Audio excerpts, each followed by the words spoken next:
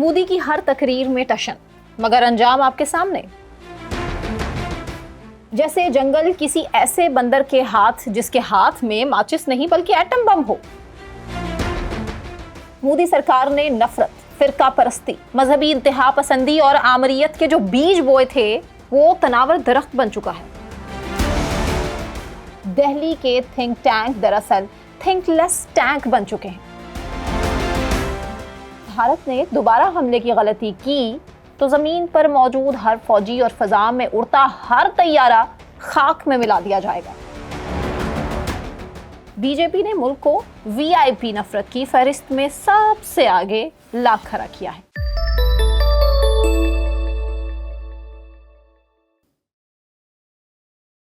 अस्सलाम वालेकुम, मैं सना कहवान, आप देख रहे हैं व्लॉग सेंट्रल।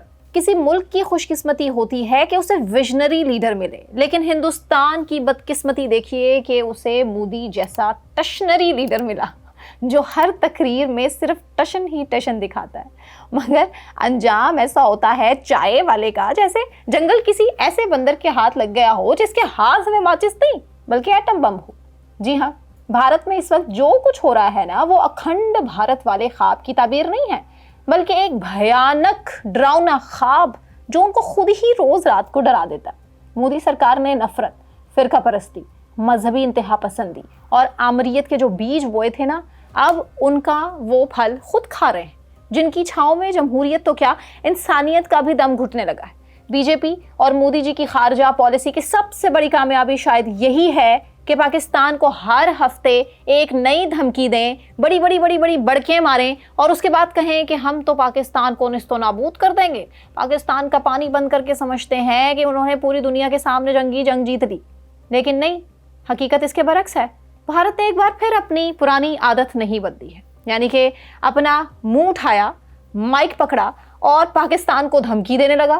पूरी दुनिया को खुश करने की कोशिश करते हैं या फिर अपनी उस जनता को जिसको जंग जंग जंग जंग का ऐलान लगाने के बाद ऐसे घड़े में फेंका जिस घड़े में अब खुद भी वो जाकर गिर गए। किसी के लिए जो गड़ा खोदोगे ना, खुद उसमें जाकर गिरोगे। और पाकिस्तान को धमकी ऐसी दी कि जिसके बाद अब पूरी दुनिया भारत का मजाक उड़ा रही है।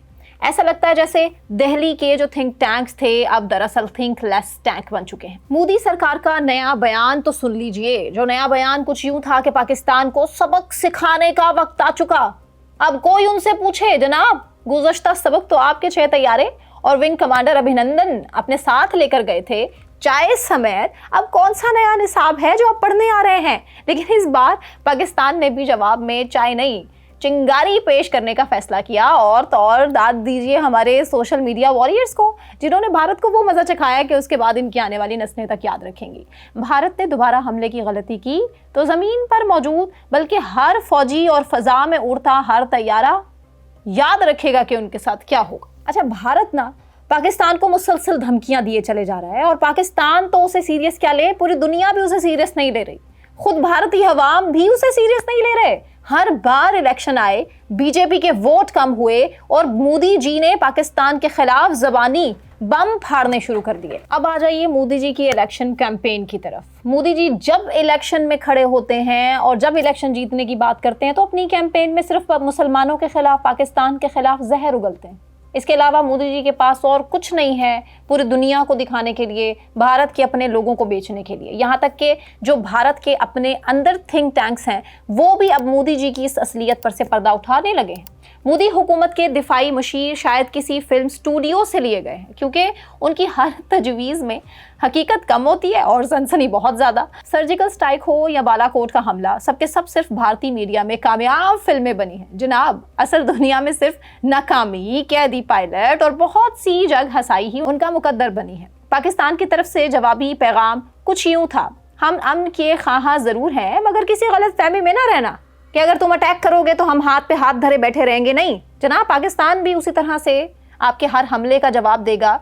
आपको क्या लगता है कि जो डिसइंफो लैब है जो आपकी दिल्ली में कायम की गई है, जिसके ज़रिए पूरी दुनिया के अंदर पाकिस्तान के खिलाफ आप प्रोपेगेंडा करते हैं, उस प्रोपेगेंडे के बाद क्या आप कामयाब हो जाएंगे? क्या पाकिस्तान वाकई दहशतगर्दी करता है? दहशतगर्दी जनाब आपके अपने मुल्क में होती है, मुसलमानों के खिलाफ, माइनॉरिटीज़ के खिलाफ, दलितों के खिलाफ। क्या करते हैं आप उनके साथ सलूक?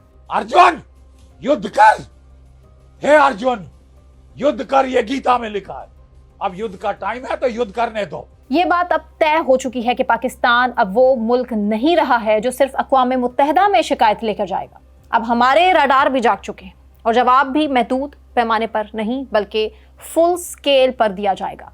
मोदी जी को शायद याद दिलाना चाहिए कि अब वो 2014 में नहीं मौजूद हैं, बल्कि हर धमकी पर पाकिस्तान सिर्फ बयान नहीं देगा, तैयारी भी दिखाएगा कि जनाब हम तैयार हैं, जो करना है कर लो। आइए अब आपको भारत के अंदरूनी हालात पर भी मैं एक कहानी सुनाती हूँ। जैसे बीजेपी ने मुल्क को वीआईपी नफरत की फहरिस्त में सबसे ऊपर लाकर खड़ा किया, मईशत नीचे, बेरोजगारी ऊपर, महंगाई की रफ्तार रॉकेट और मोदी जी की तकरीरें अब भी गुजरात मॉडल से आगे नहीं बढ़ पा रही। शायद अब मोदी जी को खुद भी समझ नहीं आता कि वो 1.5 अरब इंसानों के मुल्क के वजीर आजम हैं, या सिर्फ खुद को इस सीट से चिपकाए रखने के लिए वो उल्टी सीधी हरकतें करते हैं।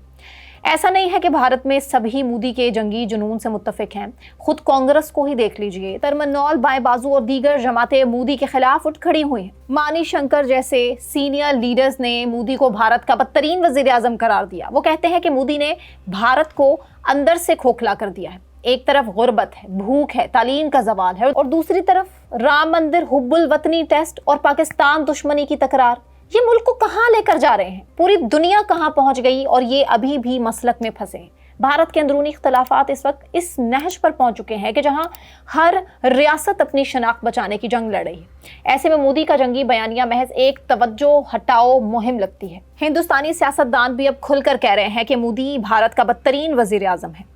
मानी शंकर का यह कहना है कि जब तक मोदी की हुकूमत खत्म नहीं होती, भारत का मुस्तकबिल अंधेरे में रहेगा, अकलियतें नामहफूज रहेंगी। किसान के मसले हैं, अवाम के मसले हैं, सबके सब हुकूमत की पॉलिसी से तंग आ चुके हैं। लेकिन मोदी जी को अभी भी नए कपड़े सिलवाने और फोटो शूट कराने का बहुत टाइम है। क्या कर रहे हैं प्रधानमंत्री? कभी कहते हैं खून में सिंदूर है। आप जाइए मंदिर, करणी माता के मंदिर रोज जाइए, पूजा करिए, सिद्ध स्थल है। हर चीज में राजनीति। अगर एयरलाइन में जाते हैं। मोदी का पूरा सियासी बयानिया मुसलमानों से नफरत, पाकिस्तान से दुश्मनी और हिंदू राष्ट्र की खुमार आलूद फैंटेसी पर टिका हुआ है।